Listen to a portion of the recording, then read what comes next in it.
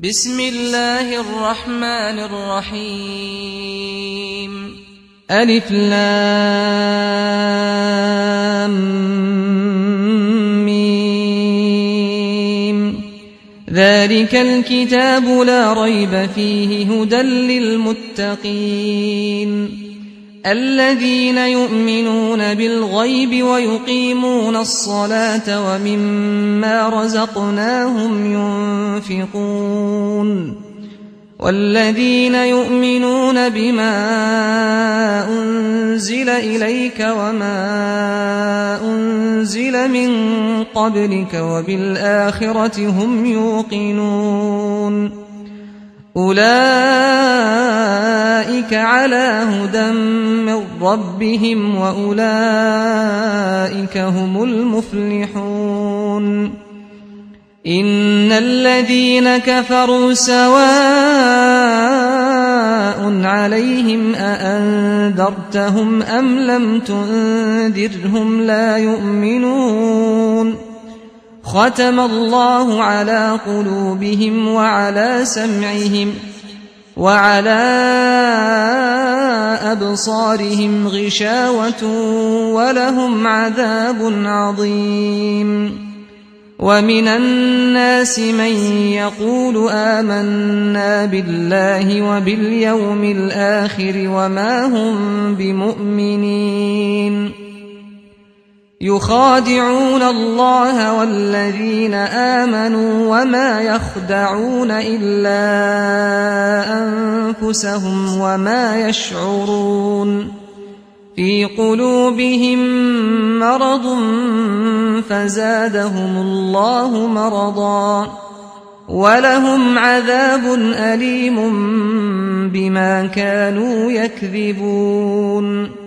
وإذا قيل لهم لا تفسدوا في الأرض قالوا إنما نحن مصلحون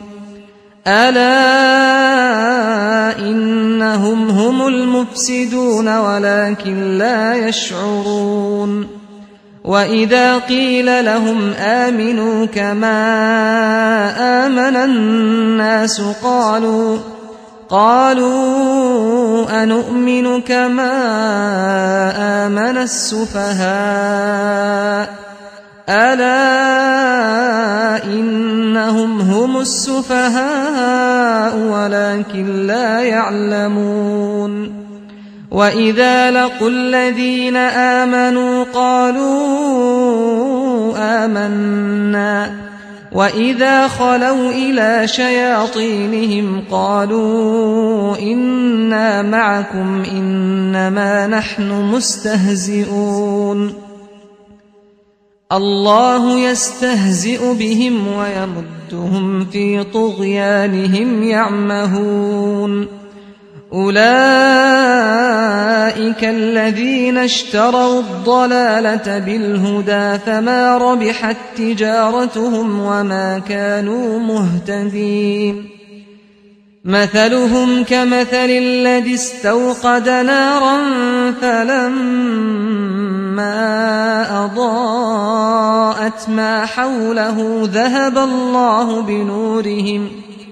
ذهب الله بنورهم وتركهم في ظلمات لا يبصرون صم بكم عمي فهم لا يرجعون أو كصيب من السماء فيه ظلمات ورعد وبرق يجعلون أصابعهم في آذانهم من الصواعق حذر الموت والله محيط بالكافرين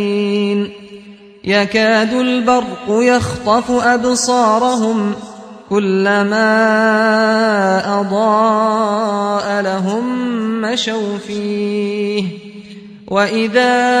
أظلم عليهم قاموا ولو شاء الله لذهب بسمعهم وأبصارهم إن الله على كل شيء قدير. يا أيها الناس اعبدوا ربكم الذي خلقكم والذين من قبلكم لعلكم تتقون الذي جعل لكم الأرض فراشا والسماء بناء وأنزل من السماء ماء فأخرج به من الثمرات رزقا لكم فلا تجعلوا لله أندادا وأنتم تعلمون وإن كنتم في ريب مما نزلنا على عبدنا فأتوا بسورة من مثله وادعوا شهداءكم من دون الله إن كنتم صادقين فإن لم تفعلوا ولن تفعلوا فاتقوا النار التي وقودها الناس والحجارة أعدت للكافرين وبشر الذين آمنوا وعملوا الصالحات أن لهم جنات تجري من تحتها الأنهار كلما رزقوا منها من ثمرة رزقا قالوا هذا الذي رزقنا من قبل وأتوا به متشابها ولهم فيها أزواج مطهرة وهم فيها خالدون إن الله لا يستحيي أن يضرب مثلا ما بعوضة فما فوقها فأما الذين آمنوا فيعلمون أنه الحق من ربهم وأما الذين كفروا فيقولون ماذا أراد الله بهذا مثلا يضل به كثيرا ويهدي به كثيرا وما يضل به إلا الفاسقين الذين ينقضون عهد الله من بعد ميثاقه ويقطعون ما أمر الله به أن يوصل ويفسدون في الأرض أولئك هم الخاسرون كيف تكفرون بالله وكنتم أمواتا فأحياكم ثم يميتكم ثم يحييكم ثم إليه ترجعون هو الذي خلق لكم ما في الأرض جميعا ثم استوى إلى السماء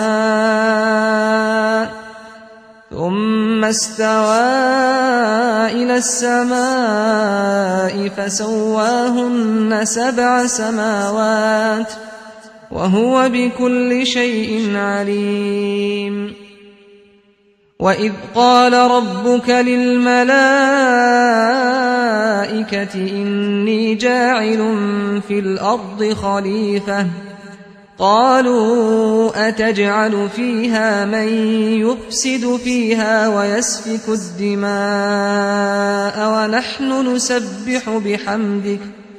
ونحن نسبح بحمدك ونقدس لك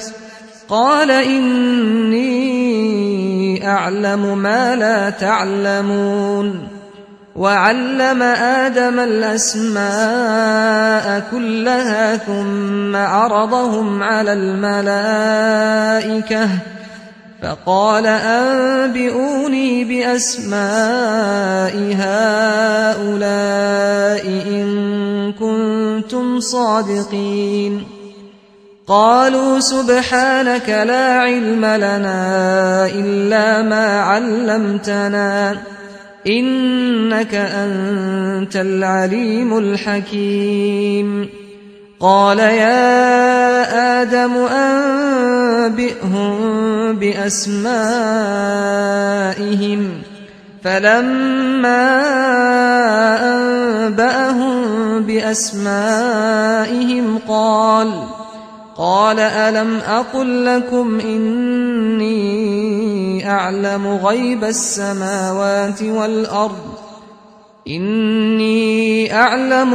السماوات والأرض وأعلم ما تبدون وما كنتم تكتمون.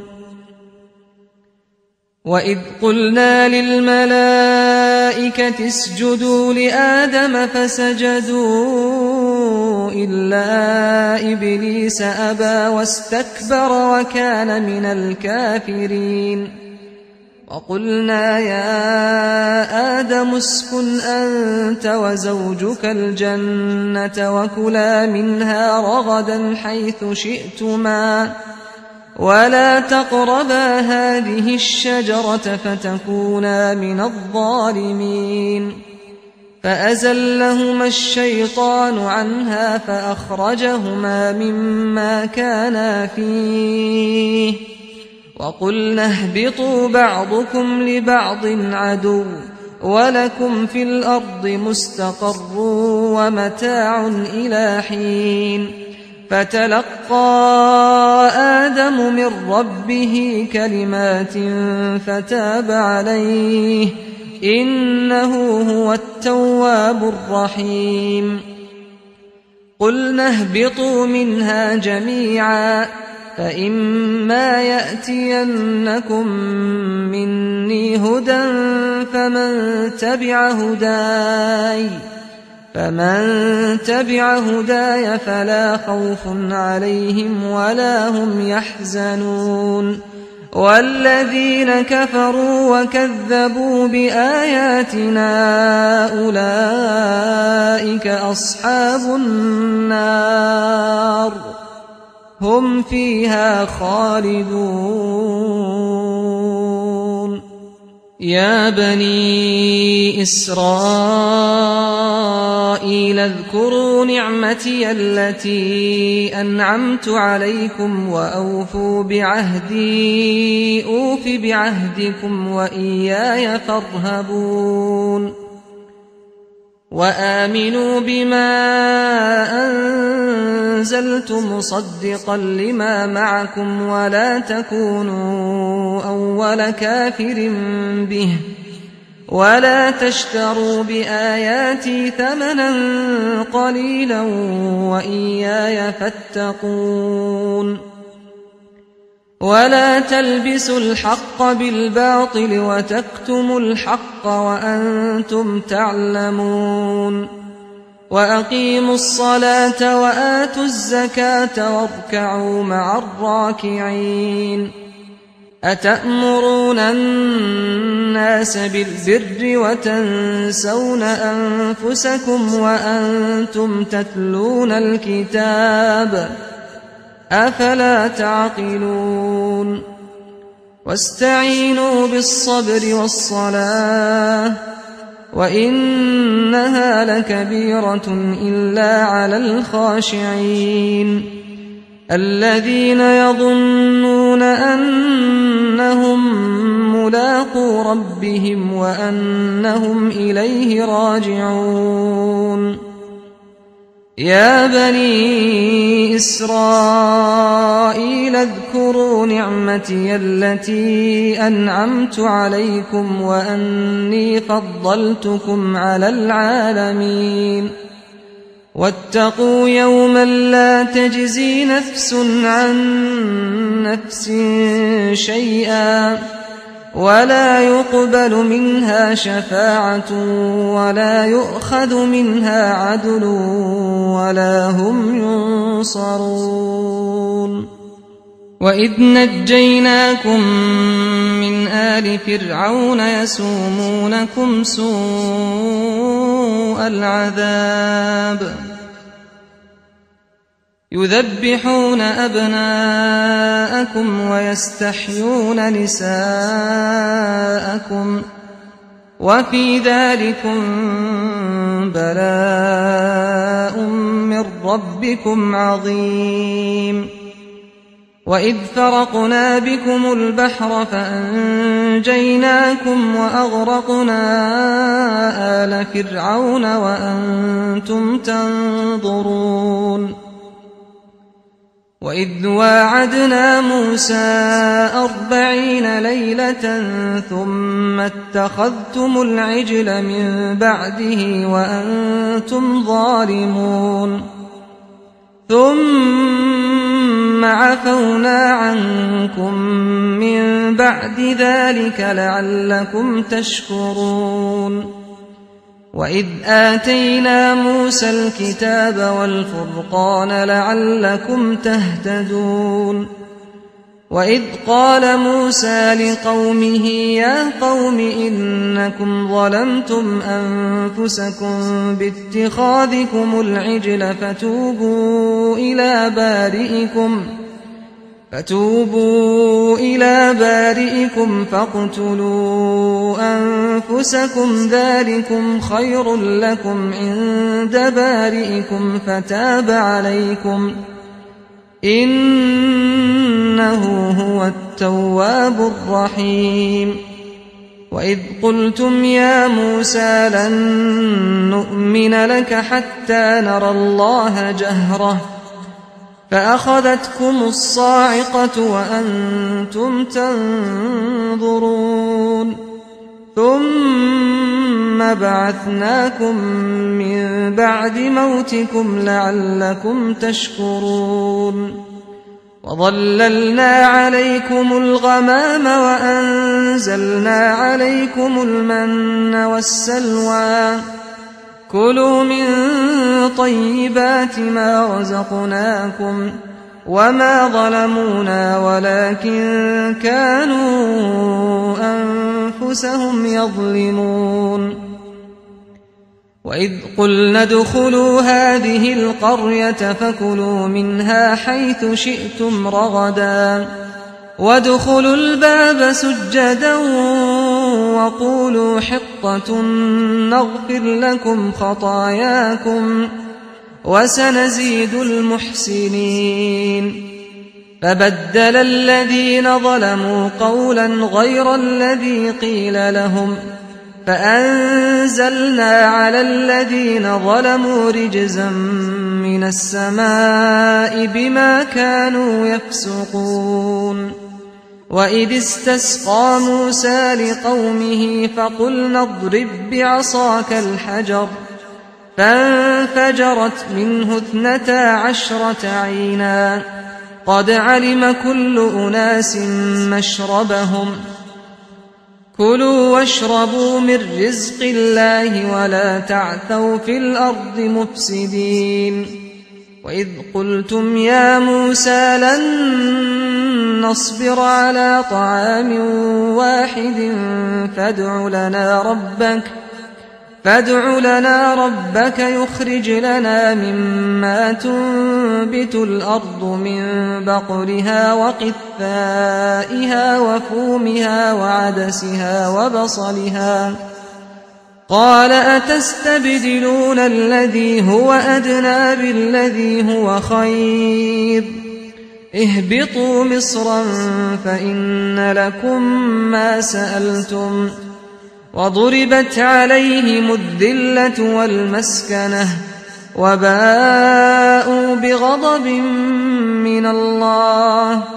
ذلك بأنهم كانوا يكفرون بآيات الله ويقتلون النبيين بغير الحق ذلك بما عصوا وكانوا يعتدون إن الذين آمنوا والذين هادوا والنصارى والصابئين من آمن بالله واليوم الآخر وعمل صالحا فلهم أجرهم عند ربهم ولا خوف عليهم ولا هم يحزنون وإذ أخذنا ميثاقكم ورفعنا فوقكم الطور خذوا ما آتيناكم بقوة واذكروا ما فيه لعلكم تتقون ثم توليتم من بعد ذلك فلولا فضل الله عليكم ورحمته لكنتم من الخاسرين ولقد علمتم الذين اعتدوا منكم في السبت فقلنا لهم كونوا قردة خاسئين فجعلناها نكالا لما بين يديها وما خلفها وموعظة للمتقين وإذ قال موسى لقومه إن الله يأمركم أن تذبحوا بقرة قالوا أتتخذنا هزوا قال أعوذ بالله أن أكون من الجاهلين قالوا ادع لنا ربك يبين لنا ما هي قال إنه يقول إنها بقرة لا فارض ولا بكر عوان بين ذلك فافعلوا ما تؤمرون قالوا ادع لنا ربك يبين لنا ما لونها قال إنه يقول إنها بقرة صفراء فاقع لونها تسر الناظرين قالوا ادع لنا ربك يبين لنا ما هي إن البقرة شابه علينا وإنا إن شاء الله لمهتدون قال إنه يقول إنها بقرة لا ذلول تثير الأرض ولا تسقي الحرث مسلمة لا شية فيها قالوا الآن جئت بالحق فذبحوها وما كادوا يفعلون وإذ قتلتم نفسا فادارأتم فيها والله مخرج ما كنتم تكتمون فقلنا اضربوه ببعضها كذلك يحيي الله الموتى ويريكم آياته لعلكم تعقلون ثم قست قلوبكم من بعد ذلك فهي كالحجارة أو أشد قسوة وإن من الحجارة لما يتفجر منه الأنهار وإن منها لما يشقق فيخرج منه الماء وإن منها لما يهبط من خشية الله وما الله بغافل عما تعملون أفتطمعون أن يؤمنوا لكم وقد كان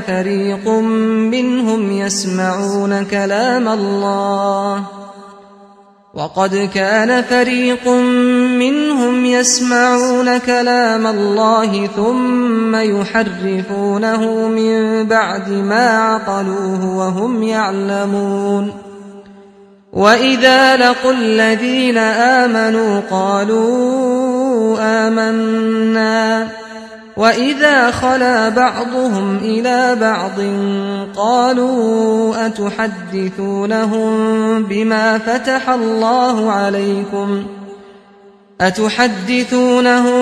بما فتح الله عليكم ليحاجوكم به عند ربكم أفلا تعقلون أولا يعلمون أن الله يعلم ما يسرون وما يعلنون ومنهم أميون لا يعلمون الكتاب إلا أماني وإن هم إلا يظنون فويل للذين يكتبون الكتاب بأيديهم ثم يقولون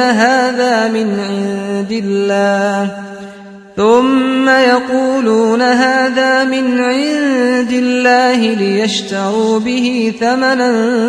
قليلا فويل لهم مما كتبت أيديهم وويل لهم مما يكسبون وقالوا لن تمسنا النار إلا أياما معدودة قل أتخذتم عند الله عهدا فلن يخلف الله عهده أم تقولون على الله ما لا تعلمون بلى من كسب سيئة وأحاطت به خطيئته فأولئك أصحاب النار هم فيها خالدون والذين آمنوا وعملوا الصالحات أولئك أصحاب الجنة هم فيها خالدون وإذ أخذنا ميثاق بني إسرائيل لا تعبدون إلا الله وبالوالدين إحسانا وذي القربى واليتامى والمساكين وقولوا للناس حسنا وأقيموا الصلاة وآتوا الزكاة ثم توليتم إلا قليلا منكم وأنتم معرضون وإذ أخذنا ميثاقكم لا تسفكون دماءكم ولا تخرجون أنفسكم من دياركم ثم أقررتم وأنتم تشهدون ثم أنتم هؤلاء تقتلون أنفسكم وتخرجون فريقا منكم من ديارهم تظاهرون عليهم بالإثم والعدوان وإن يأتوكم أسارى تفادوهم وهو محرم عليكم إخراجهم أفتؤمنون ببعض الكتاب وتكفرون ببعض فما جزاء من يفعل ذلك منكم إلا خزي في الحياة الدنيا ويوم القيامة يردون إلى أشد العذاب وما الله بغافل عما تعملون أولئك الذين اشتروا الحياة الدنيا بالآخرة فلا يخفف عنهم العذاب ولا هم ينصرون ولقد آتينا موسى الكتاب وقفينا من بعده بالرسل وآتينا عيسى ابن مريم البينات وأيدناه بروح القدس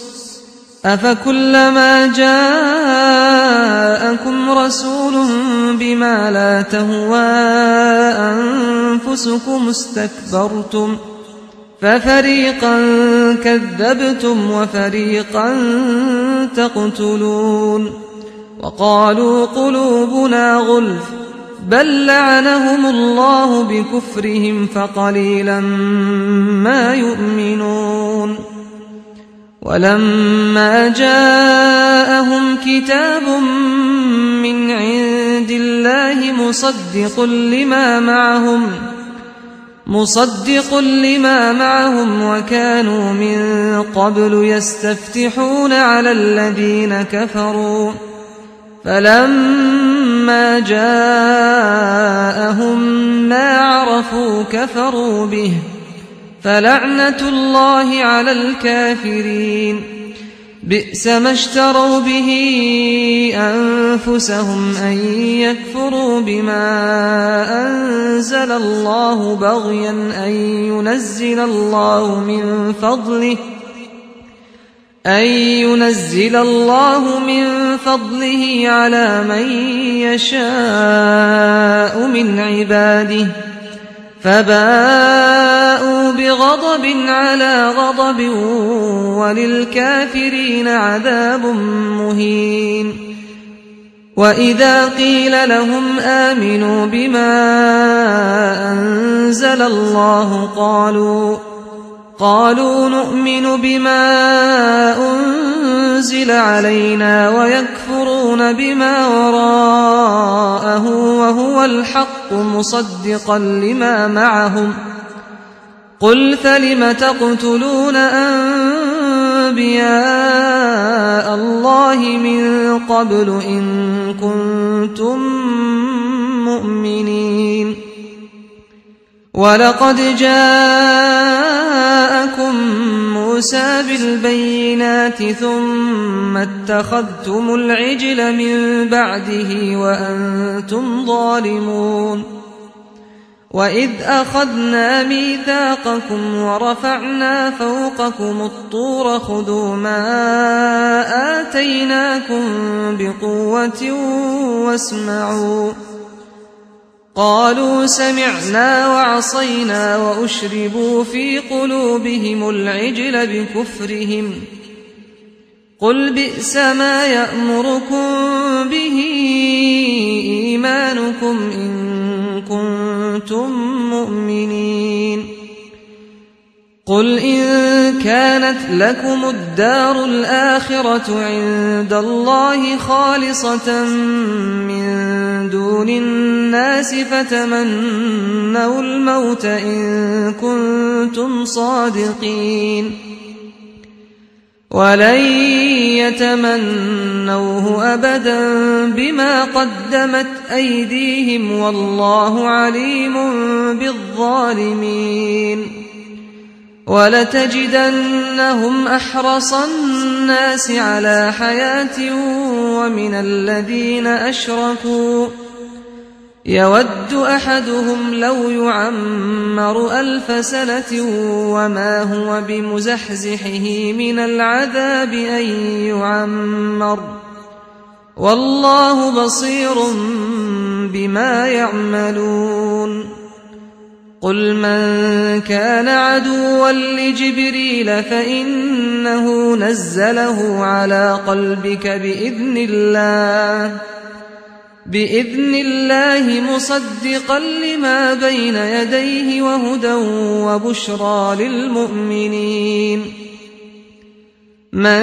كان عدوا لله وملائكته ورسله وجبريل وميكال فإن الله عدو للكافرين. ولقد أنزلنا إليك آيات بينات وما يكفر بها إلا الفاسقون.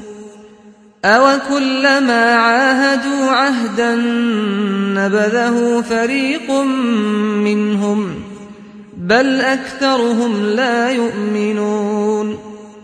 ولما جاءهم رسول من عند الله مصدق لما معهم نبذ فريق من الذين أوتوا الكتاب كتاب الله وراء ظهورهم كأنهم لا يعلمون. واتبعوا ما تتلو الشياطين على ملك سليمان وما كفر سليمان ولكن الشياطين كفروا يعلمون الناس السحر وما أنزل على الملكين ببابل هاروت وماروت وما يعلمان من أحد حتى يقولا إنما نحن فتنة فلا تكفر فيتعلمون منهما ما يفرقون به بين المرء وزوجه وما هم بضارين به من أحد إلا بإذن الله ويتعلمون ما يضرهم ولا ينفعهم ولقد علموا لمن اشتراه ما له في الآخرة من خلاق ولبئس ما شروا به أنفسهم لو كانوا يعلمون ولو أنهم آمنوا واتقوا لمثوبة من عند الله خير لو كانوا يعلمون يا أيها الذين آمنوا لا تقولوا راعنا وقولوا انظرنا واسمعوا وللكافرين عذاب أليم ما يود الذين كفروا من أهل الكتاب ولا المشركين أن ينزل عليكم من خير من ربكم والله يختص برحمته من يشاء والله ذو الفضل العظيم ما ننسخ من آية أو ننسها نأت بخير منها أو مثلها ألم تعلم أن الله على كل شيء قدير ألم تعلم أن الله له ملك السماوات والأرض وما لكم من دون الله من ولي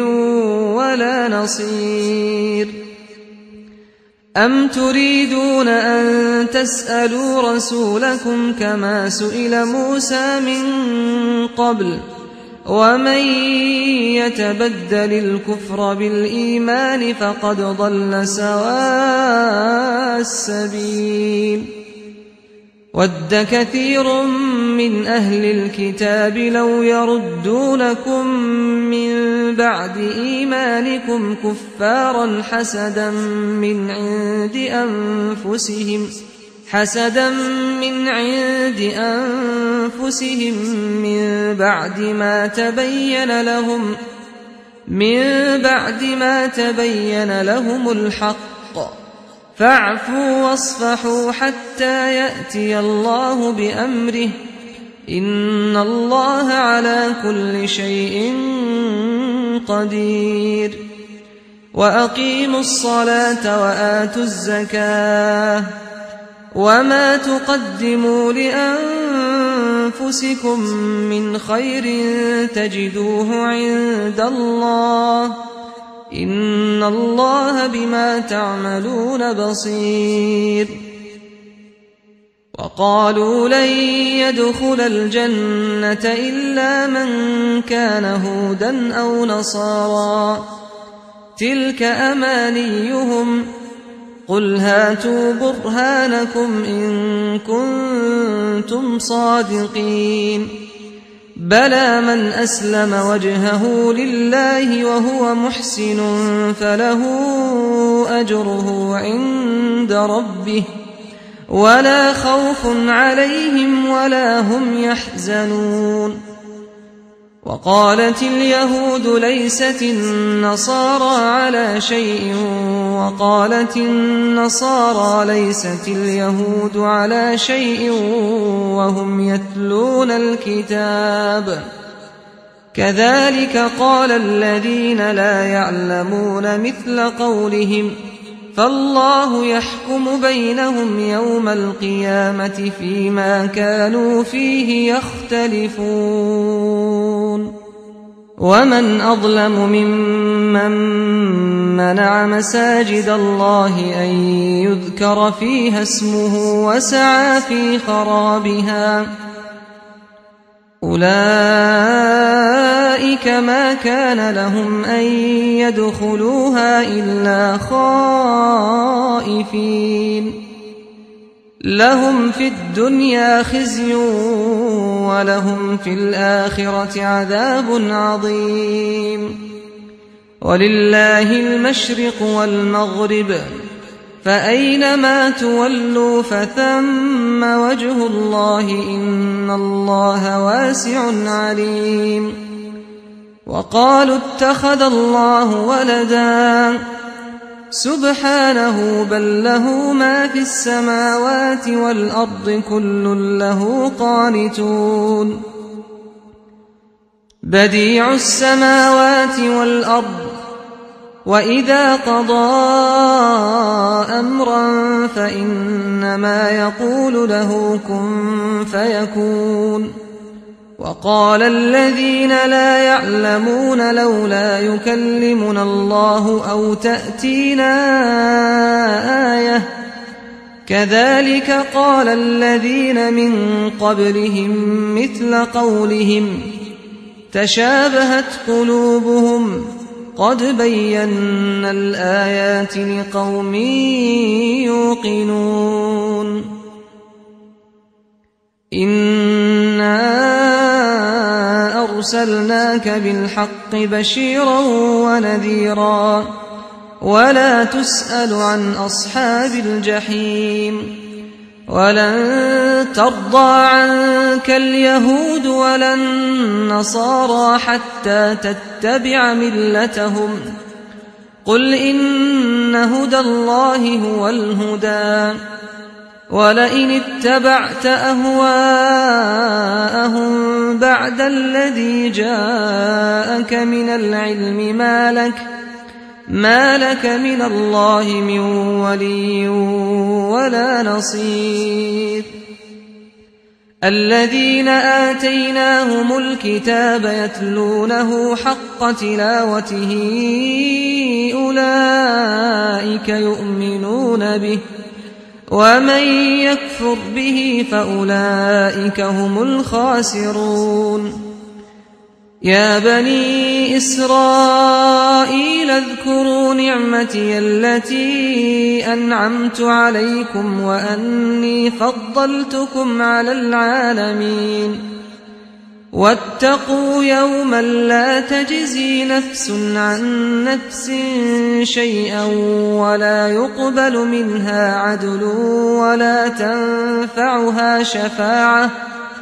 ولا تنفعها شفاعة ولا هم ينصرون وإذ ابتلى إبراهيم ربه بكلمات فأتمهن قال إني جاعلك للناس إماما قال ومن ذريتي قال لا ينال عهد الظالمين وإذ جعلنا البيت مثابة للناس وأمنا واتخذوا من مقام إبراهيم مصلى وعهدنا إلى إبراهيم وإسماعيل أن طهرا بيتي للطائفين والعاكفين والركع السجود وإذ قال إبراهيم رب اجعل هذا بلدا آمنا وارزق أهله من الثمرات من آمن منهم بالله واليوم الآخر قال ومن كفر فأمتعه قليلا ثم أضطره إلى عذاب النار وبئس المصير وإذ يرفع إبراهيم القواعد من البيت وإسماعيل ربنا تقبل منا إنك أنت السميع العليم ربنا واجعلنا مسلمين لك ومن ذريتنا أمة مسلمة لك وأرنا مناسكنا إنك أنت التواب الرحيم ربنا وابعث فيهم رسولا منهم يتلو عليهم آياتك ويعلمهم الكتاب والحكمة ويزكيهم إنك أنت العزيز الحكيم ومن يرغب عن ملة إبراهيم إلا من سفه نفسه ولقد اصطفيناه في الدنيا وإنه في الآخرة لمن الصالحين إذ قال له ربه أسلم قال أسلمت لرب العالمين ووصى بها إبراهيم بنيه ويعقوب يا بني إن الله اصطفى لكم الدين فلا تموتن إلا وأنتم مسلمون أم كنتم شهداء إذ حضر يعقوب الموت إذ قال لبنيه ما تعبدون من بعدي قالوا نعبد إلهك وإله آبائك إبراهيم وإسماعيل وإسحاق إلها واحدا ونحن له مسلمون تلك أمة قد خلت لها ما كسبت ولكم ما كسبتم ولا تسألون عما كانوا يعملون وقالوا كونوا هودا أو نصارى تهتدوا قل بل ملة إبراهيم حنيفا وما كان من المشركين قولوا آمنا بالله وما أنزل إلينا وما أنزل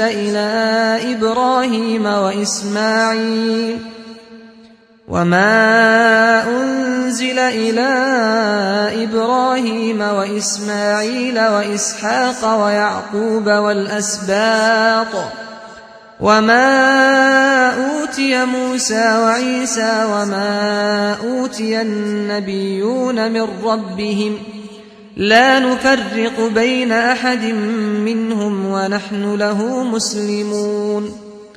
فإن آمنوا بمثل ما آمنتم به فقد اهتدوا وإن تولوا فإنما هم في شقاق فسيكفيكهم الله وهو السميع العليم صبغة الله ومن أحسن من الله صبغة ونحن له عابدون قل أتحاجوننا في الله وهو ربنا وربكم ولنا أعمالنا ولكم أعمالكم ونحن له مخلصون أم تقولون إن إبراهيم وإسماعيل وإسحاق ويعقوب والأسباط كانوا هودا أو نصارى قل أأنتم أعلم أم الله ومن أظلم ممن كتم شهادة عنده من الله وما الله بغافل عما تعملون تلك أمة قد خلت لها ما كسبت ولكم ما كسبتم ولا تسألون عما كانوا يعملون سيقول السفهاء من الناس ما ولاهم عن قبلتهم التي كانوا عليها قل لله المشرق والمغرب يهدي من يشاء إلى صراط مستقيم وكذلك جعلناكم أمة وسطا لتكونوا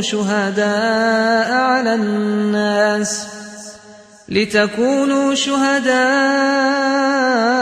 على الناس ويكون الرسول عليكم شهيدا وما جعلنا القبلة التي كنت عليها إلا لنعلم من يتبع الرسول ممن ينقلب على عقبيه وإن كانت لكبيرة إلا على الذين هدى الله وما كان الله ليضيع إيمانكم إن الله بالناس لرءوف رحيم قد نرى تقلب وجهك في السماء فلنولينك قبلة ترضاها فول وجهك شطر المسجد الحرام وحيث ما كنتم فولوا وجوهكم شطره وإن الذين أوتوا الكتاب ليعلمون أنه الحق من ربهم وما الله بغافل عما يعملون ولئن أتيت الذين أوتوا الكتاب بكل آية ما تبعوا قبلتك وما أنت بتابع قبلتهم وما بعضهم بتابع قبلة بعض ولئن اتبعت أهواءهم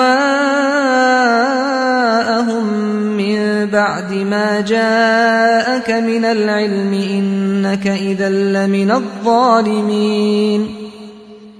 الذين آتيناهم الكتاب يعرفونه كما يعرفون أبناءهم وإن فريقا منهم ليكتمون الحق وهم يعلمون الحق من ربك فلا تكونن من الممترين ولكل وجهة هو موليها فاستبقوا الخيرات أينما تكونوا يأت بكم الله جميعا إن الله على كل شيء قدير ومن حيث خرجت فول وجهك شطر المسجد الحرام وإنه للحق من ربك وما الله بغافل عما تعملون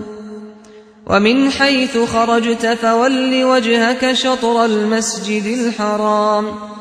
وحيث ما كنتم فولوا وجوهكم شطره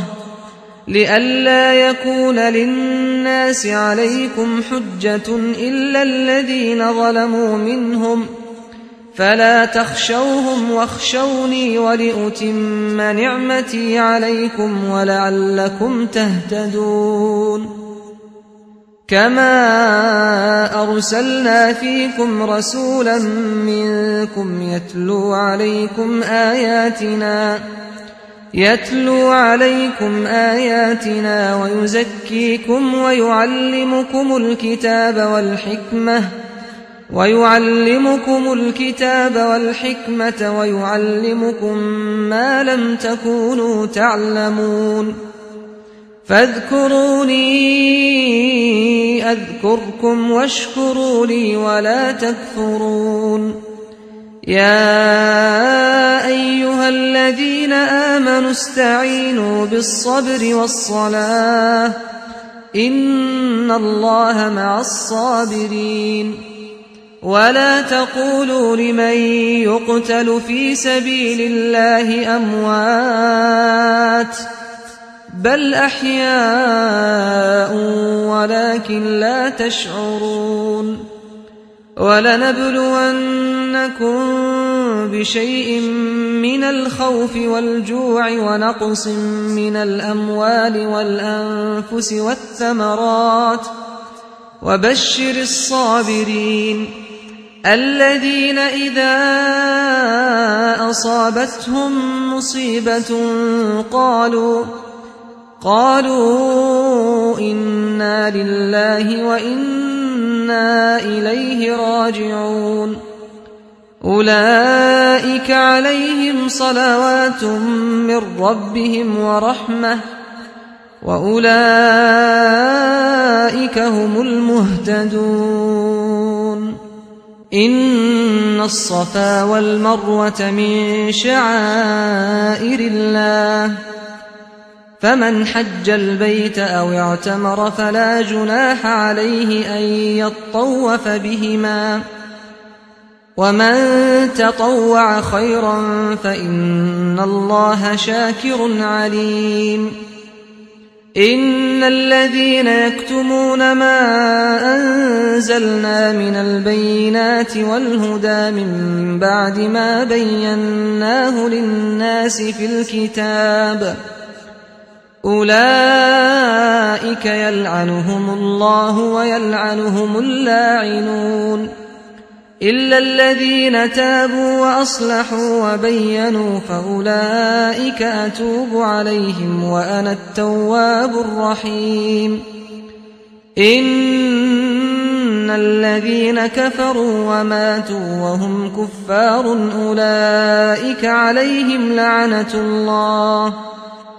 أولئك عليهم لعنة الله والملائكة والناس أجمعين خالدين فيها لا يخفف عنهم العذاب ولا هم ينظرون وإلهكم إله واحد لا إله إلا هو الرحمن الرحيم إن في خلق السماوات والأرض واختلاف الليل والنهار والفلك التي تجري في البحر بما ينفع الناس وما أنزل الله من السماء من ماء فأحيا به الأرض بعد موتها وبث فيها من كل دابة وتصريف الرياح والسحاب المسخر بين السماء والأرض لآيات لقوم يعقلون ومن الناس من يتخذ من دون الله أندادا يحبونهم كحب الله والذين آمنوا أشد حبا لله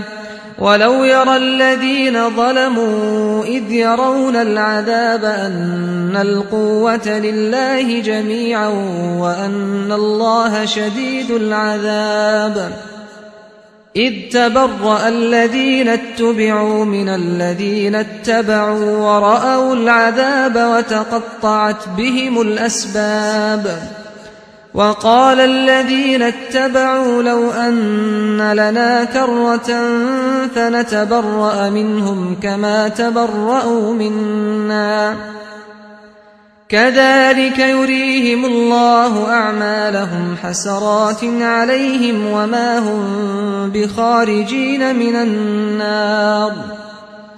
يا أيها الناس كلوا مما في الأرض حلالا طيبا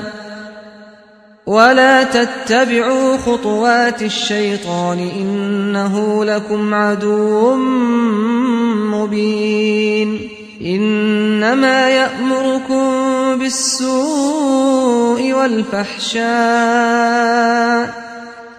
إنما يأمركم بالسوء والفحشاء وأن تقولوا على الله ما لا تعلمون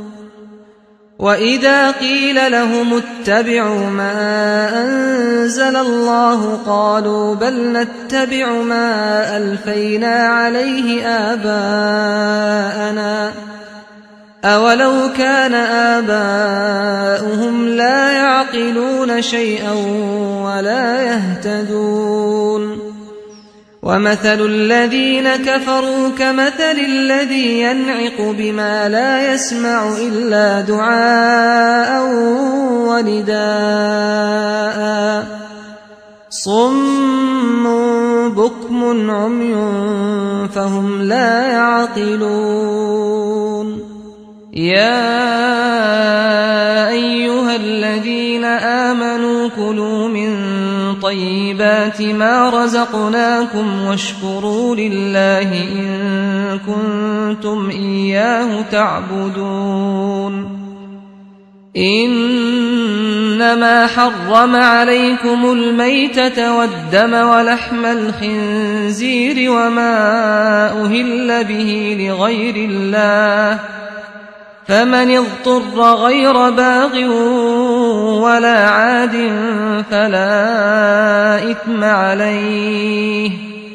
إن الله غفور رحيم إن الذين يكتمون ما أنزل الله من الكتاب ويشترون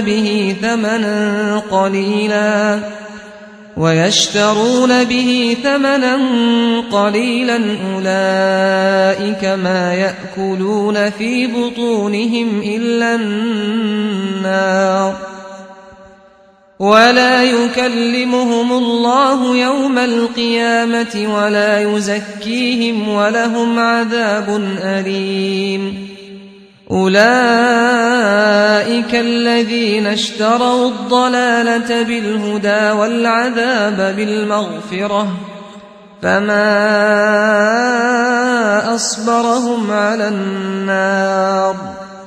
ذلك بأن الله نزل الكتاب بالحق وإن الذين اختلفوا في الكتاب لفي شقاق بعيد ليس البر أن تولوا وجوهكم قبل المشرق والمغرب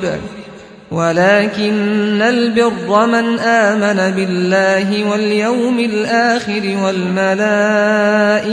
والكتاب والنبيين وآتى المال على حبه ذوي القربى واليتامى والمساكين وابن السبيل والسائلين وفي الرقاب وأقام الصلاة وآتى الزكاة والموفون بعهدهم إذا عاهدوا والصابرين في البأساء والضراء وحين البأس أولئك الذين صدقوا وأولئك هم المتقون يا أيها الذين آمنوا كتب عليكم القصاص في القتلى الحر بالحر والعبد بالعبد والأنثى بالأنثى فمن عفي له من أخيه شيء فاتباع بالمعروف وأداء إليه بإحسان ذلك تخفيف من ربكم ورحمة فمن اعتدى بعد ذلك فله عذاب أليم ولكم في القصاص حياة يا أولي الألباب لعلكم تتقون كتب عليكم إذا حضر أحدكم الموت إن ترك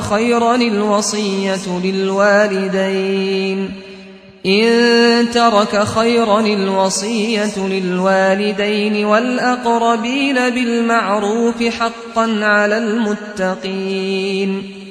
فمن بدله بعدما سمعه فإنما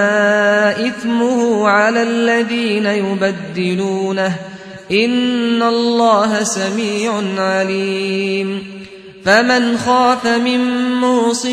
جنفا أو إثما فأصلح بينهم فلا إثم عليه إن الله غفور رحيم يا أيها الذين آمنوا كتب عليكم الصيام كما كتب على الذين من قبلكم لعلكم تتقون أياما معدودات فمن كان منكم مريضا أو على سفر فعدة من أيام أخر، وعلى الذين يطيقونه فدية طعام مسكين، فمن تطوع خيرا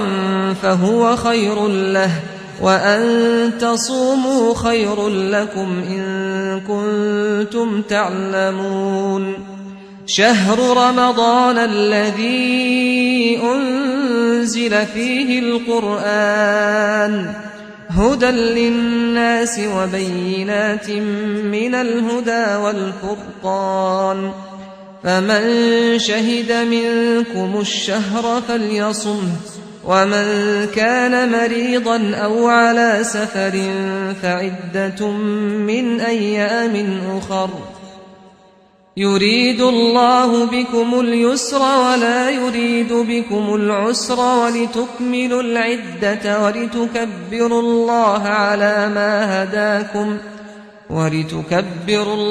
على ما هداكم ولعلكم تشكرون. وإذا سألك عبادي عني فإني قريب أجيب دعوة الداع إذا دعان، فليستجيبوا لي وليؤمنوا بي لعلهم يرشدون. أحل لكم ليلة الصيام الرفث إلى نسائكم هن لباس لكم وأنتم لباس لهن،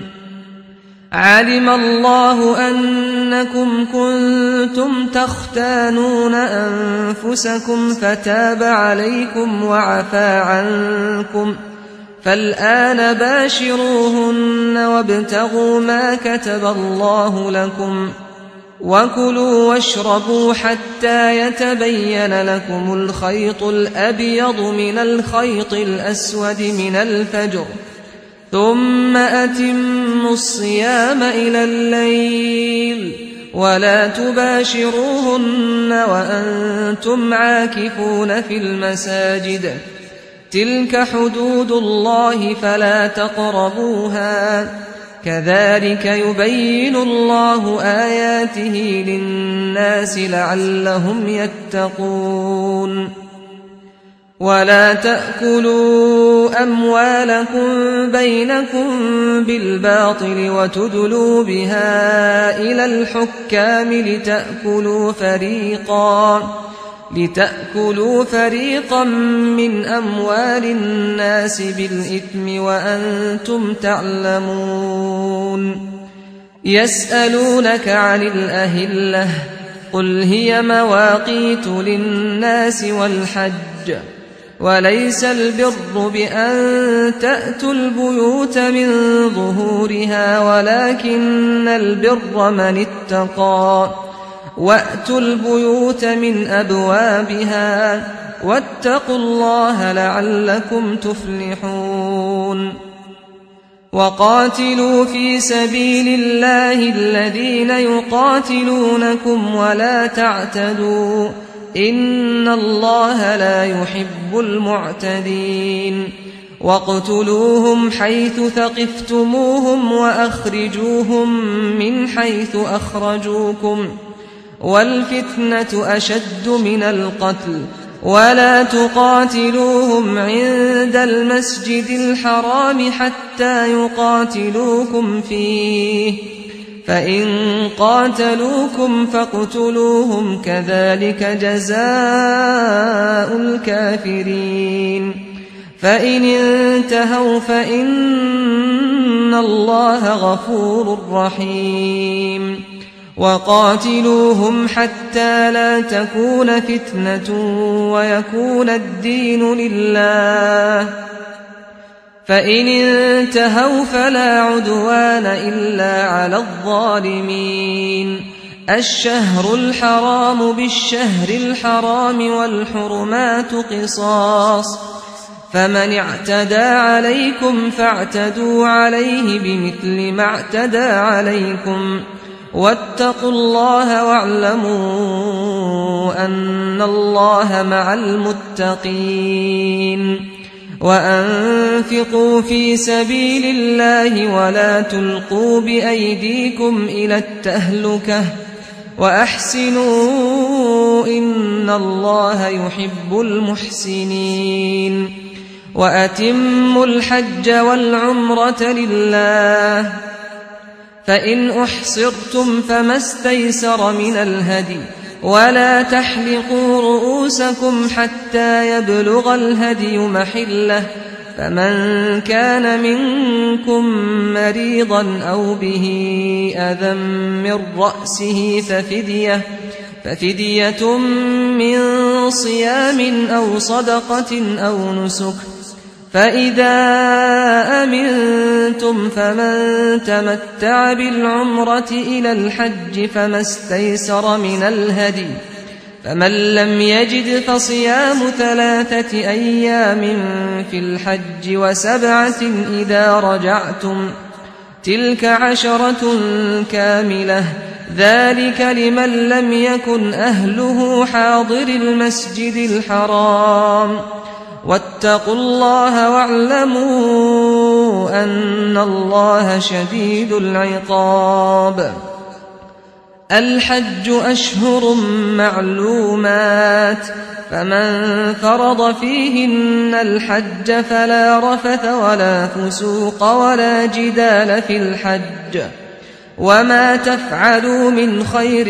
يعلمه الله وتزودوا فإن خير الزاد التقوى واتقون يا أولي الألباب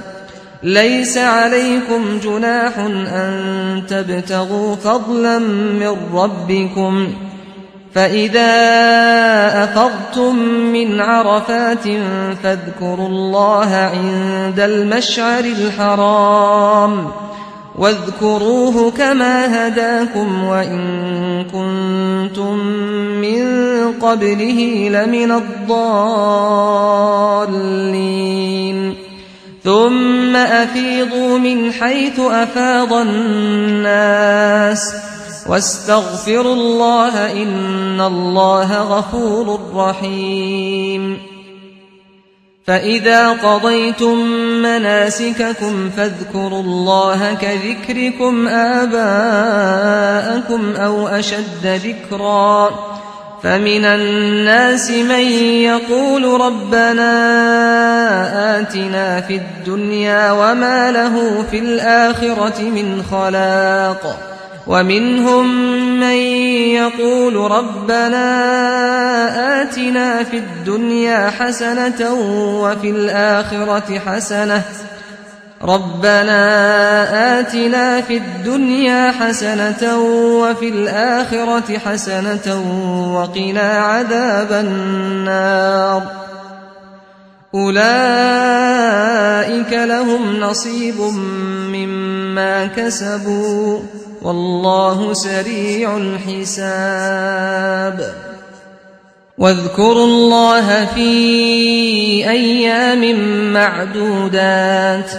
فمن تعجل في يومين فلا إثم عليه ومن تأخر فلا إثم عليه لمن اتقى واتقوا الله واعلموا أنكم إليه تحشرون ومن الناس من يعجبك قوله في الحياة الدنيا ويشهد الله على ما في قلبه وهو ألد الخصام وإذا تولى سعى في الأرض ليفسد فيها ويهلك الحرث والنسل والله لا يحب الفساد وإذا قيل له اتق الله أخذته العزة بالإثم فحسبه جهنم ولبئس المهاد ومن الناس من يشري نفسه ابتغاء مرضات الله والله رؤوف بالعباد يا أيها الذين آمنوا ادخلوا في السلم كافة ولا تتبعوا خطوات الشيطان إنه لكم عدو مبين فإن زللتم من بعد ما جاءتكم البينات فاعلموا أن الله عزيز حكيم هل ينظرون إلا أن يأتيهم الله في ظلل من الغمام والملائكة وقضي الأمر وإلى الله ترجع الأمور سل بني إسرائيل كم آتيناهم من آية بينة ومن يبدل نعمة الله من بعد ما جاءته فإن الله شديد العقاب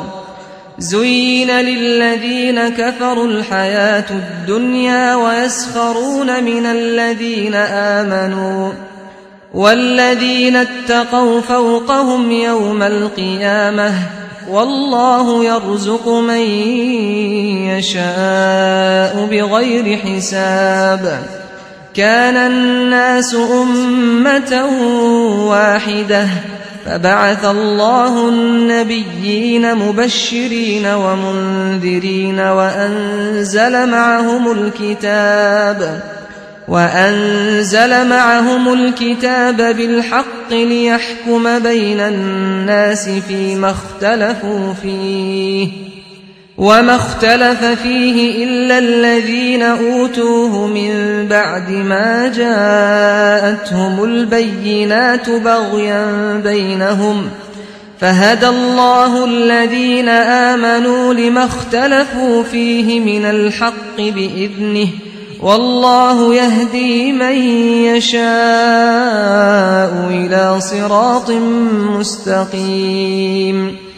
أم حسبتم أن تدخلوا الجنة ولما يأتكم مثل الذين خلوا من قبلكم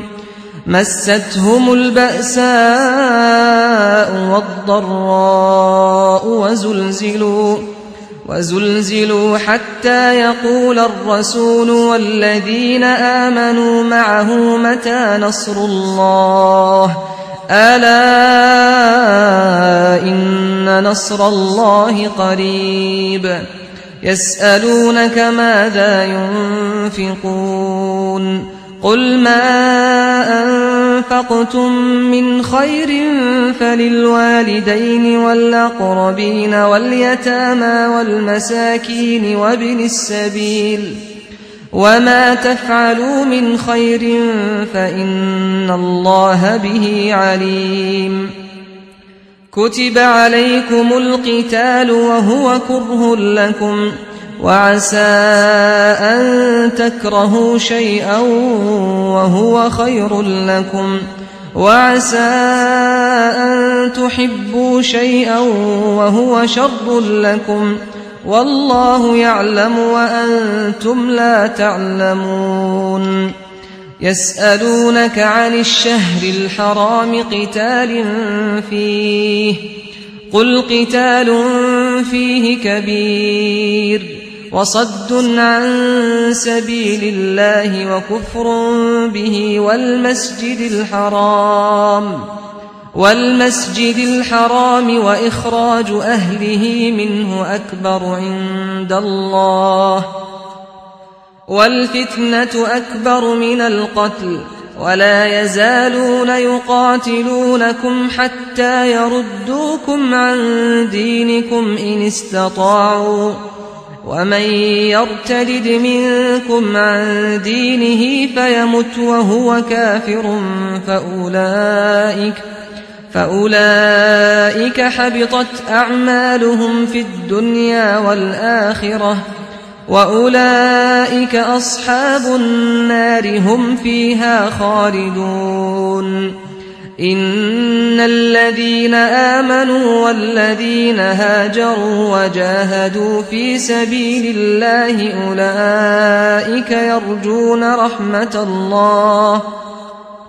والله غفور رحيم يسألونك عن الخمر والميسر قل فيهما إثم كبير ومنافع للناس وإثمهما أكبر من نفعهما ويسألونك ماذا ينفقون قل العفو كذلك يبين الله لكم الآيات لعلكم تتفكرون في الدنيا والآخرة ويسألونك عن اليتامى قل إصلاح لهم خير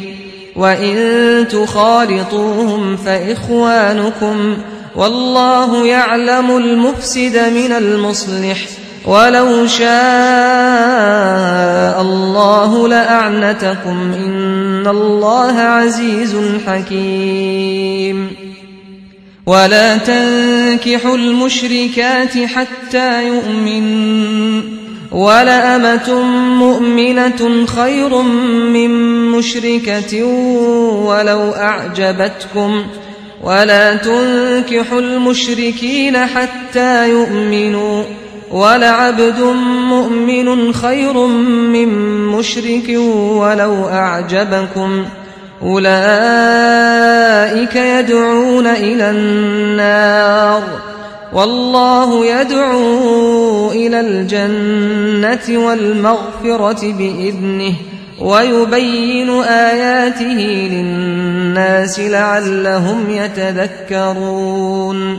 ويسألونك عن المحيض قل هو أذى فاعتزلوا النساء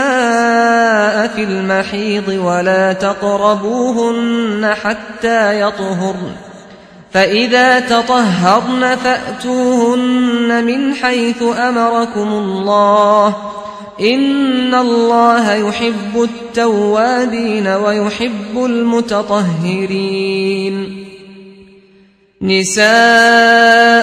حرث لكم فأتوا حرثكم أنى شئتم وقدموا لأنفسكم واتقوا الله واعلموا أنكم ملاقوه وبشر المؤمنين ولا تجعلوا الله عرضة لأيمانكم أن تبروا وتتقوا وتصلحوا بين الناس والله سميع عليم لا يؤاخذكم الله باللغو في أيمانكم ولكن يؤاخذكم بما كسبت قلوبكم والله غفور حليم للذين يؤلون من نسائهم تربص 4 أشهر فإن فاءوا فإن الله غفور رحيم وإن عزموا الطلاق فإن الله سميع عليم والمطلقات يتربصن بأنفسهن 3 قروء ولا يحل لهن أن يكتمن ما خلق الله في أرحامهن ولا يحل لهن أن يكتمن ما خلق الله في أرحامهن إن كن يؤمن بالله واليوم الآخر وبعولتهن أحق بردهن في ذلك إن أرادوا إصلاحا ولهن مثل الذي عليهن بالمعروف وللرجال عليهن درجة والله عزيز حكيم الطلاق 2 فإمساك بمعروف أو تسريح بإحسان ولا يحل لكم أن تأخذوا مما آتيتموهن شيئا إلا أن يخافا ألا يقيما حدود الله، فإن خفتم ألا يقيما حدود الله فلا جناح عليهما فيما افتدت به، تلك حدود الله فلا تعتدوها، ومن يتعد حدود الله فأولئك هم الظالمون. فإن طلقها فلا تحل له من بعد حتى تنكح زوجا غيره، فإن طلقها فلا جناح عليهما أن يتراجعا إن ظنا أن يقيما حدود الله، وتلك حدود الله يبينها لقوم يعلمون. وإذا طلقتم النساء فبلغن أجلهن فأمسكوهن بمعروف أو سرحوهن بمعروف، ولا تمسكوهن ضرارا لتعتدوا، ومن يفعل ذلك فقد ظلم نفسه. ولا تتخذوا آيات الله هزوا، واذكروا نعمة الله عليكم وما أنزل عليكم من الكتاب والحكمة يعظكم به، واتقوا الله واعلموا أن الله بكل شيء عليم. وإذا طلقتم النساء فبلغن أجلهن فلا تعضلوهن أن ينكحن أزواجهن إذا تراضوا بينهم بالمعروف، ذلك يوعظ به من كان منكم يؤمن بالله واليوم الآخر، ذلكم أزكى لكم وأطهر، والله يعلم وأنتم لا تعلمون. والوالدات يرضعن أولادهن حولين كاملين لمن أراد أن يتم الرضاعة، وعلى المولود له رزقهن وكسوتهن بالمعروف، لا تكلف نفس إلا وسعها، لا تضار والدة بولدها ولا مولود له بولده، وعلى الوارث مثل ذلك، فإن أرادا فصالا عن تراض منهما وتشاور فلا جناح عليهما. وإن أردتم أن تسترضعوا أولادكم فلا جناح عليكم إذا سلمتم ما آتيتم بالمعروف، واتقوا الله واعلموا أن الله بما تعملون بصير. والذين يتوفون منكم ويذرون أزواجا يتربصن بأنفسهن 4 أشهر وعشرا،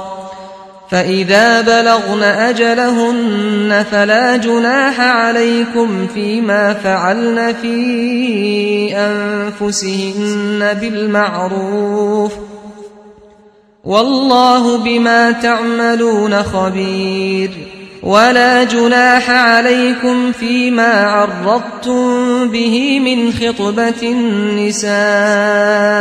أو أكننتم في أنفسكم، علم الله أنكم ستذكرونهن ولكن لا تواعدوهن سرا إلا أن تقولوا قولا معروفا، ولا تعزموا عقدة النكاح حتى يبلغ الكتاب أجله واعلموا أن الله يعلم ما في أنفسكم فاحذروه واعلموا أن الله غفور حليم. لا جناح عليكم إن طلقتم النساء ما لم تمسوهن أو تفرضوا لهن فريضة ومتعوهن على الموسع قدره وعلى المقتر قدره متاعا بالمعروف حقا على المحسنين. وإن طلقتموهن من قبل أن تمسوهن وقد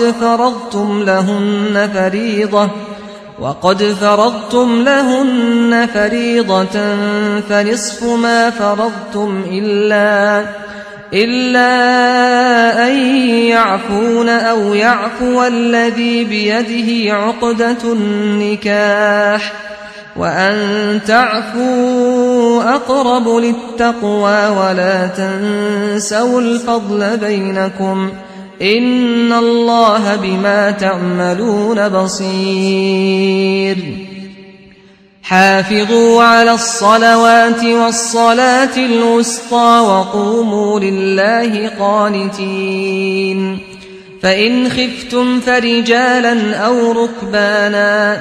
فإذا أمنتم فاذكروا الله كما علمكم ما لم تكونوا تعلمون. والذين يتوفون منكم ويذرون أزواجا وصية لأزواجهم متاعا إلى الحول غير إخراج فإن خرجن فلا جناح عليكم فيما فعلن في أنفسهن من معروف والله عزيز حكيم. وللمطلقات متاع بالمعروف حقا على المتقين كذلك يبين الله لكم آياته لعلكم تعقلون. ألم تر إلى الذين خرجوا من ديارهم وهم ألوف حذر الموت فقال لهم الله موتوا ثم أحياهم إن الله لذو فضل على الناس ولكن أكثر الناس لا يشكرون. وقاتلوا في سبيل الله واعلموا أن الله سميع عليم. من ذا الذي يقرض الله قرضا حسنا فيضاعفه له أضعافا كثيرة والله يقبض ويبسط وإليه ترجعون. ألم تر إلى الملأ من بني إسرائيل من بعد موسى إذ قالوا لنبي لهم ابعث لنا ملكا نقاتل في سبيل الله قال هل عسيتم إن كتب عليكم القتال ألا تقاتلوا قالوا وما لنا ألا نقاتل في سبيل الله وقد أخرجنا من ديارنا وأبنائنا فلما كتب عليهم القتال تولوا إلا قليلا منهم والله عليم بالظالمين. وقال لهم نبيهم إن الله قد بعث لكم طالوت ملكا قالوا أنى يكون له الملك علينا ونحن أحق بالملك منه ولم يؤت سعة من المال قال إن إن الله اصطفاه عليكم وزاده بسطة في العلم والجسم والله يؤتي ملكه من يشاء والله واسع عليم. وقال لهم نبيهم إن آية ملكه أن يأتيكم التابوت فيه سكينة من ربكم وبقية مما ترك آل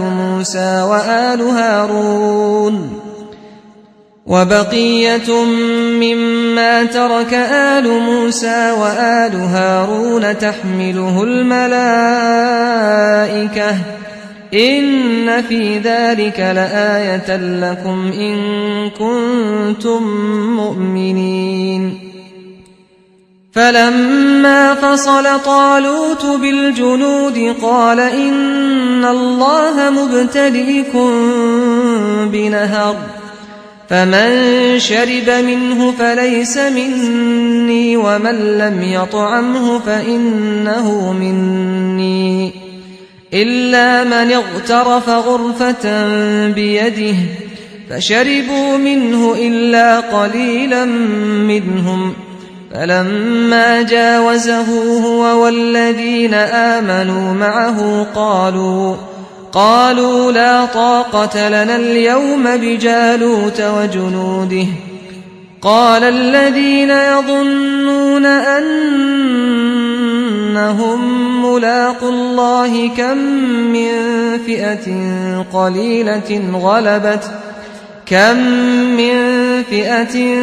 قليلة غلبت فئة كثيرة بإذن الله والله مع الصابرين. ولما برزوا لجالوت وجنوده قالوا ربنا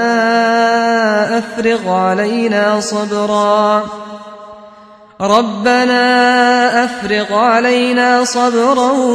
وثبت أقدامنا وانصرنا على القوم الكافرين.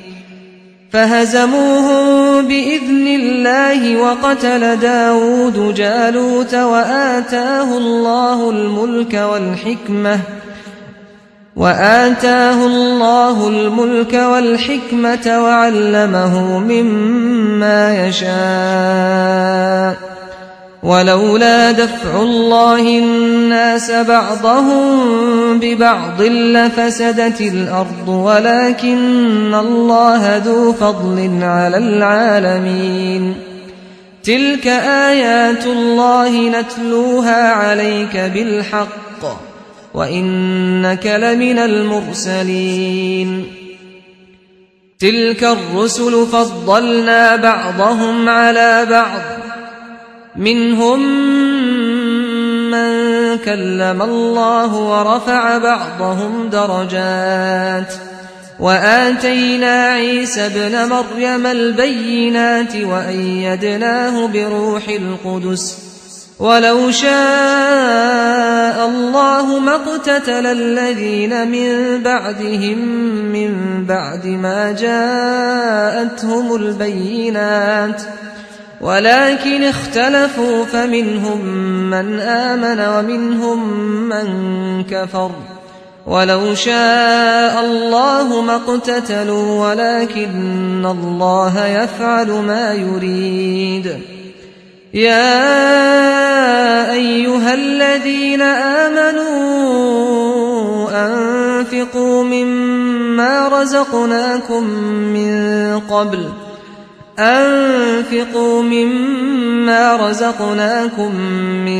قبل أن يأتي يوم لا بيع فيه ولا خلة ولا شفاعة والكافرون هم الظالمون. الله لا إله إلا هو الحي القيوم لا تأخذه سنة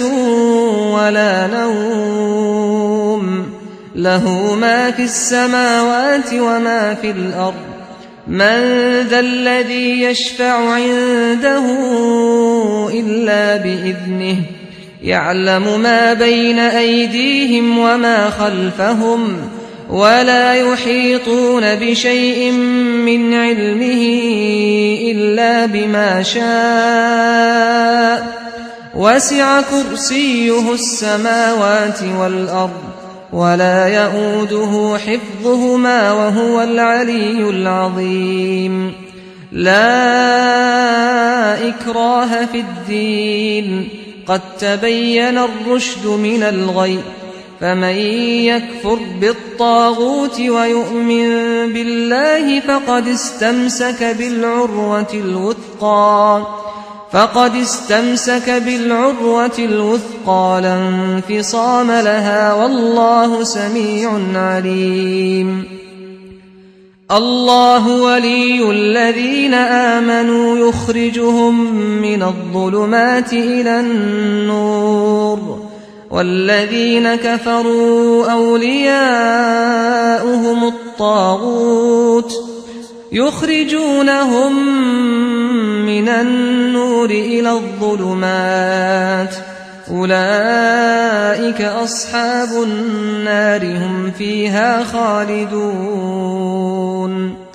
ألم تر إلى الذي حاج إبراهيم في ربه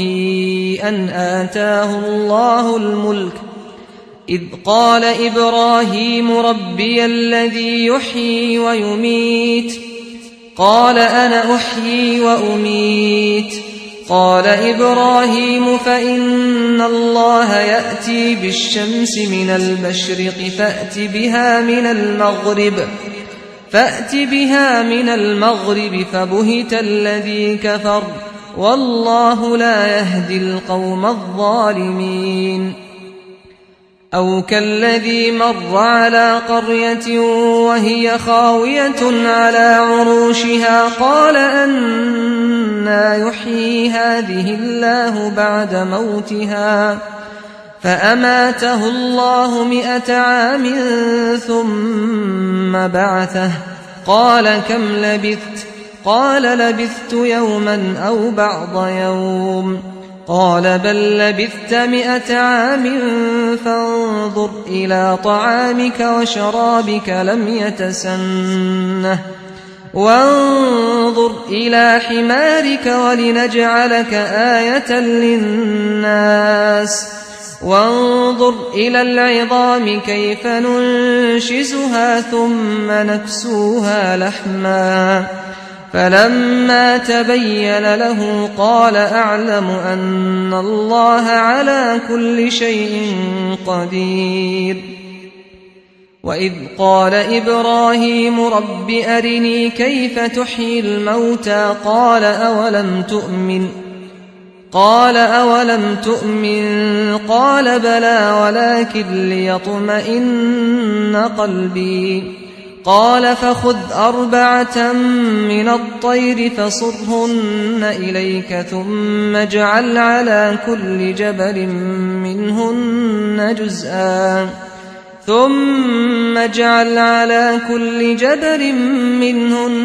جزءا ثم ادعهن يأتينك سعيا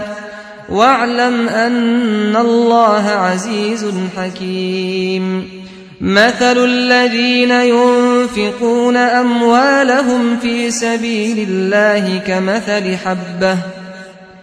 كمثل حبة أنبتت 7 سنابل في كل سنبلة 100 حبة والله يضاعف لمن يشاء والله واسع عليم الذين ينفقون أموالهم في سبيل الله ثم لا يتبعون ما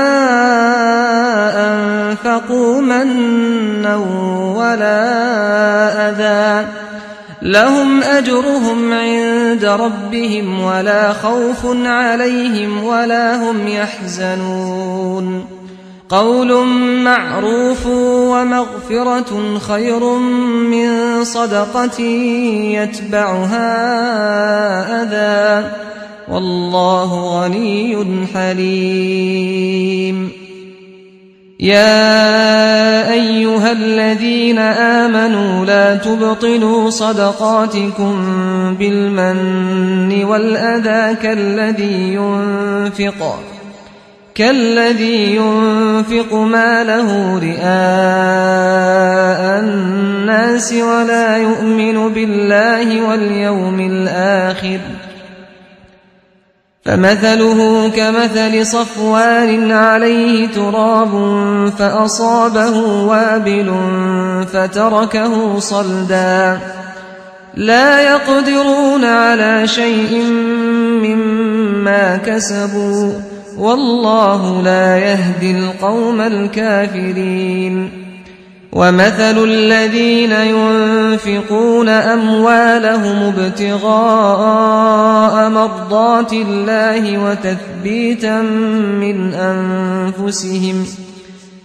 وتثبيتا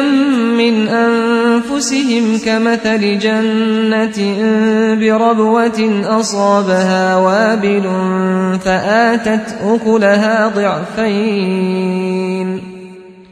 فآتت أكلها ضعفين فإن لم يصبها وابل فطل والله بما تعملون بصير أيود أحدكم أن تكون له جنة من نخيل وأعناب تجري من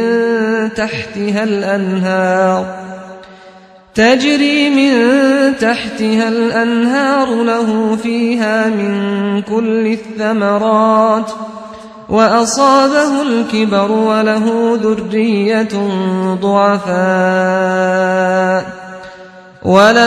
ذرية ضعفاء فأصابها إعصار فيه نار فاحترقت كذلك يبين الله لكم الآيات لعلكم تتفكرون يا أيها الذين آمنوا أنفقوا من طيبات ما كسبتم ومما أخرجنا لكم من الأرض ولا تيمموا الخبيث منه تنفقون ولستم بآخذيه إلا أن تغمضوا فيه واعلموا أن الله غني حميد الشيطان يعدكم الفقر ويأمركم بالفحشاء والله يعدكم مغفرة منه وفضلا والله واسع عليم يؤتي الحكمة من يشاء ومن يؤت الحكمة فقد أوتي خيرا كثيرا وما يذكر إلا أولو الألباب وما أنفقتم من نفقة أو نذرتم من نذر فإن الله يعلمه وما للظالمين من أنصار إن تبدوا الصدقات فنعما هي وإن تخفوها وتؤتوها الفقراء فهو خير لكم ويكفر عنكم من سيئاتكم والله بما تعملون خبير ليس عليك هداهم ولكن الله يهدي من يشاء وما تنفقوا من خير فلأنفسكم وما تنفقون إلا ابتغاء وجه الله وما تنفقوا من خير يوف إليكم وأنتم لا تظلمون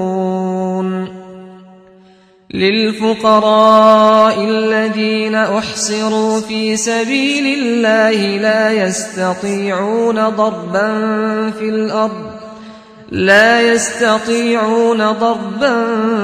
في الأرض يحسبهم الجاهل أغنياء من التعفف تعرفهم بسيماهم لا يسألون الناس إلحافا وما تنفقوا من خير فإن الله به عليم الذين ينفقون أموالهم بالليل والنهار سرا وعلانية فلهم أجرهم عند ربهم ولا خوف عليهم ولا هم يحزنون الذين يأكلون الربا لا يقومون إلا كما يقوم الذي يتخبطه الشيطان من المس ذلك بأنهم قالوا إنما البيع مثل الربا وأحل الله البيع وحرم الربا فمن جاءه موعظة من ربه فانتهى فله ما سلف وأمره إلى الله ومن عاد فأولئك أصحاب النار هم فيها خالدون يمحق الله الربا ويربي الصدقات والله لا يحب كل كفار أثيم إن الذين آمنوا وعملوا الصالحات وأقاموا الصلاة وآتوا الزكاة لهم أجرهم عند ربهم ولا خوف عليهم ولا هم يحزنون يا أيها الذين آمنوا اتقوا الله وذروا ما بقي من الربا إن كنتم مؤمنين فإن لم تفعلوا فأذنوا بحرب من الله ورسوله وإن تبتم فلكم رؤوس أموالكم لا تظلمون ولا تظلمون وإن كان ذو عسرة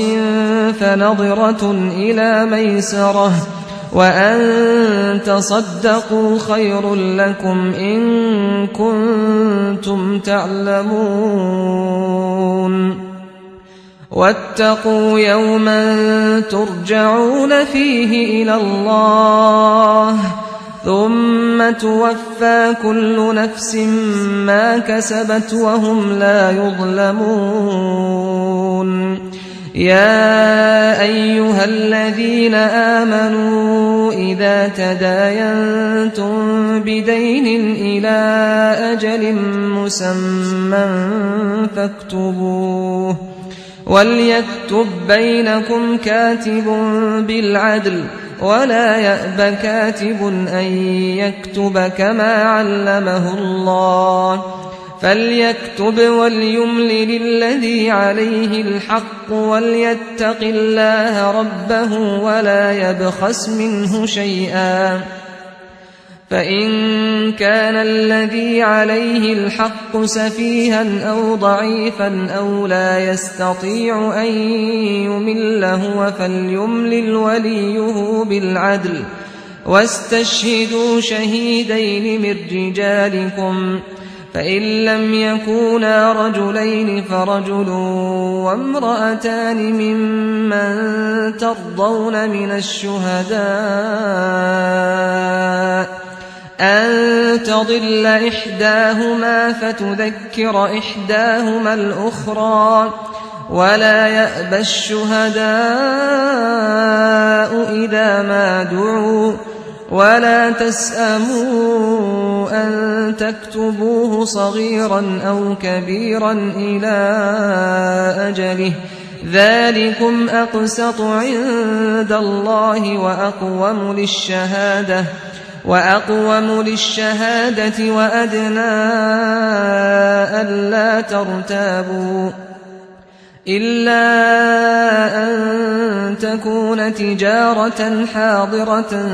تديرونها بينكم فليس عليكم جناح ألا تكتبوها وأشهدوا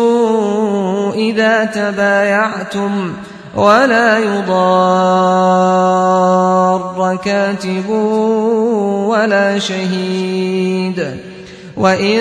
تفعلوا فإنه فسوق بكم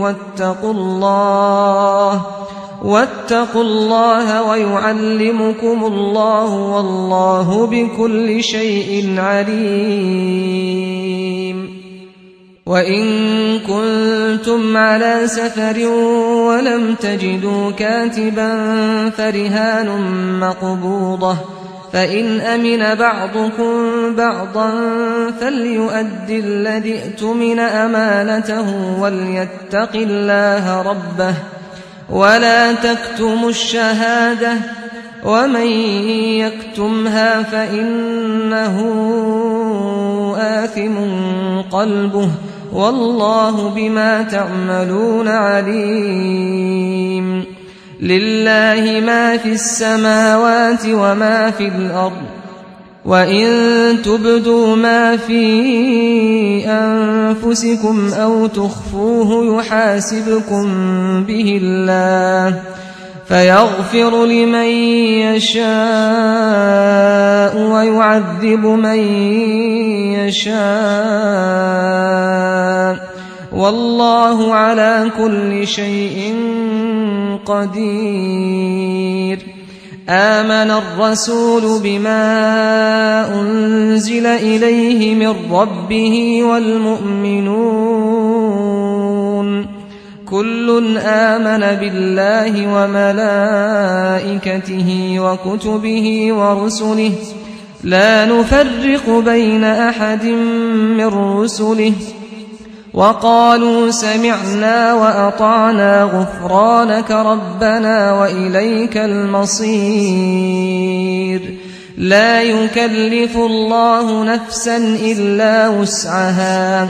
لها ما كسبت وعليها ما اكتسبت ربنا لا تؤاخذنا إن نسينا أو أخطأنا ربنا ولا تحمل علينا إصرا كما حملته على الذين من قبلنا ربنا ولا تحملنا ما لا طاقة لنا به